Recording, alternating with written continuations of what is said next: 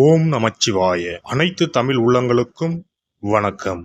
2025ஆம் ஆண்டு மார்ச் மாதம் நடைபெறவுள்ள சனி பெயர்ச்சியால் எந்தெந்த ராசிக்காரர்களுக்கு ஏழரை சனி, அஷ்டம சனி, கண்டக சனி, அர்த்தாஷ்டம சனி நடைபெறப் போகிறது. இதனால் மேசம் முதல் மீனம் வரை 12 ராசிகளுக்கு 2025இல் எப்படி இருக்கும் என்பதனை பற்றி விரிவாக காண்போம். நீண்ட நாட்களாக தனது கும்பராசியில் அமர்ந்திருந்த சனி பகவான் தற்போது கும்பராசியில் இருந்து வெளியேறி குரு பகவானின் ஆதிக்கத்தில் உள்ள மீனராசியில் பிரவேசிக்க உள்ளார். திருக்கணித பஞ்சாங்கத்தின்படி 2025ஆம் ஆண்டு மார்ச் மாதம் 29ஆம் தேதி இரவு 9:44 கும்பராசியில் உள்ள புரட்டாதி நட்சத்திரம் 3ஆம் பாதத்தில் இருந்து மீனராசியில் உள்ள புரட்டாதி நட்சத்திரம் 4ஆம் பாதத்திற்கு பெயர்ச்சியாக உள்ளார். முதலில் நாம் காண இருப்பது ஏழரை சனி. ஏழரை சனியை 2.5 ஆண்டு காலமாக பிரித்து சொல்லலாம். முதல் 2.5 வருடத்தை விரயசனி என்றும், அடுத்து வரக்கூடிய 2.5 வருடத்தை ஜென்மசனி என்றும், இறுதியாக வரக்கூடிய 2.5 வருடத்தை பாதச்சனி என்றும் அழைக்கின்றோம். கடந்த ஆண்டு 2023இல் இருந்து மகர ராசிக்கு பாதசனியும், கும்பராசிக்கு ஜென்மசனியும், மீனராசிக்கு விரயசனியும் நடைபெற்று வருகிறது. இனி வரக்கூடிய சனி பெயர்ச்சியால் மேச ராசிக்காரர்களுக்கு ஏழரை சனி ஆரம்பித்து அடுத்த 2.5 வருடம் விரயசனி நடைபெற உள்ளது. மீன ராசிக்கு விரயசனி முடிந்து ஜென்மசனியும், கும்பராசிக்கு ஜென்மசனி முடிந்து பாதசனியும் நடைபெற உள்ளது. மகர ராசிக்காரர்கள் ஏழரை சனியில் இருந்து முழுமையாக விடுதலை அடைய உள்ளீர்கள். ராசிக்கு 4ஆம் இடத்திற்கு சனி பகவான் வரும் பொழுது நடைபெறுவது அர்த்தாஷ்டம சனியாகும். ராசிக்கு 7இல் சனி பகவான் வரும்போது நடைபெறுவது கண்டக சனியாகும். ராசிக்கு 8இல் சனி பகவான் வரும்போது அஷ்டம சனி நடைபெறும்.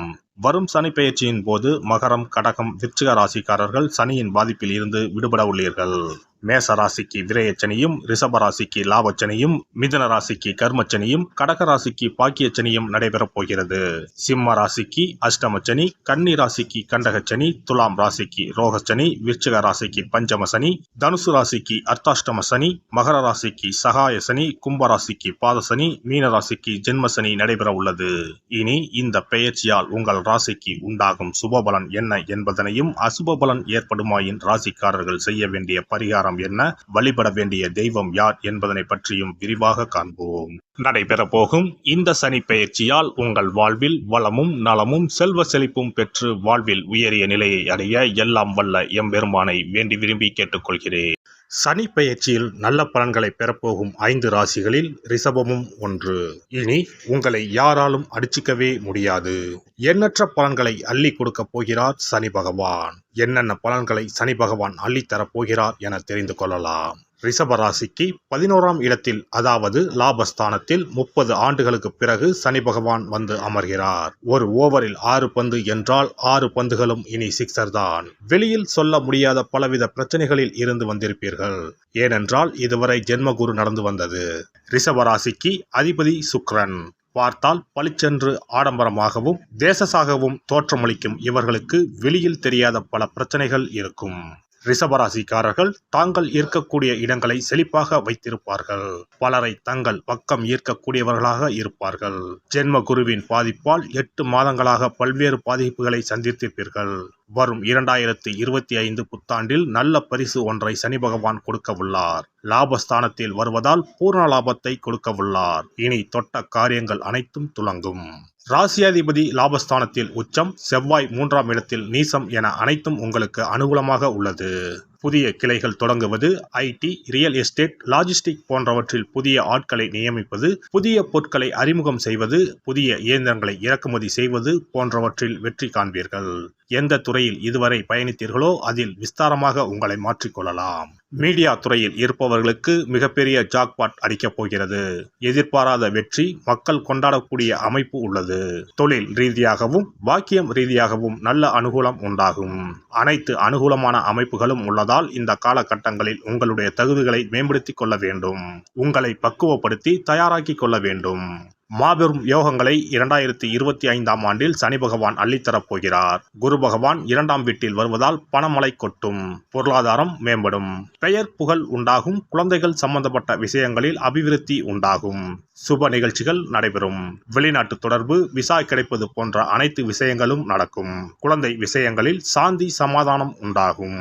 8ஆம் வீட்டை நட்பு கிரகமான சனி பகவான் 10ஆம் பார்வையாக பார்ப்பதால் வம்பு வழக்குகளுக்கு தீர்வு ஏற்படும். இந்த ஆண்டில் ரிஷபராசிக்காரர்களுக்கு பூர்ணமான பலன்களை சனி பகவான் அள்ளித்தரப் போகிறார். உத்தியோகம், வியாபாரம், தொழில் என அனைத்து விஷயங்களிலும் அனுகூலம் உண்டாகும்.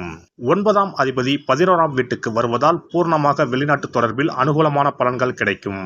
வெளிநாட்டுக்கு சென்று படிக்கும் வாய்ப்புள்ளது. காத்திருந்த விஷயங்களுக்கு எல்லாம் கதவுகள் திறக்கும். AI படிப்புகளில் புதிய உச்சத்தை ஏற்படுத்தும். பெண்களை பொறுத்தவரை மிகவும் தைரியமாக செயல்படுவீர்கள். முயற்சிகள் கைகூடும். தொழில், உடல்நலன், சுபகாரியங்களில் பூரண பலன்களை பெறுவீர்கள். மொத்தத்தில் 2025 சனி பெயர்ச்சி ரிஷபராசிக்காரர்களுக்கு 100க்கு 500 மதிப்பெண்கள் கொடுக்கலாம். அந்த அளவுக்கு நற்பலன்களை அள்ளித்தரப்போகிறார் சனி பகவான். சிறப்பு பரிகாரம். நவ கிரகங்களில் சனி பகவான் நீதி தவறாதவர். அவரவர் கர்ம வினைகளுக்கு உரிய பலனை தவறாமல் வழங்குபவர். பொதுவாக சனி பெயர்ச்சி என்றாலே எல்லோரும் பயப்படுவார்கள். அப்படி பயப்பட வேண்டிய அவசியமே இல்லை. சனி பகவானால் பாதிப்புகள் ஏற்படும் பட்சத்தில் பாதிப்பில் இருந்து விடுபட பல எளிய பரிகாரங்கள் உள்ளன. ஒரு கைப்பிடி பச்சரிசியை எடுத்துக்கொண்டு அதை நன்றாக பொடி செய்து கொள்ள வேண்டும். பிறகு சூரியனை வழிபட வேண்டும்.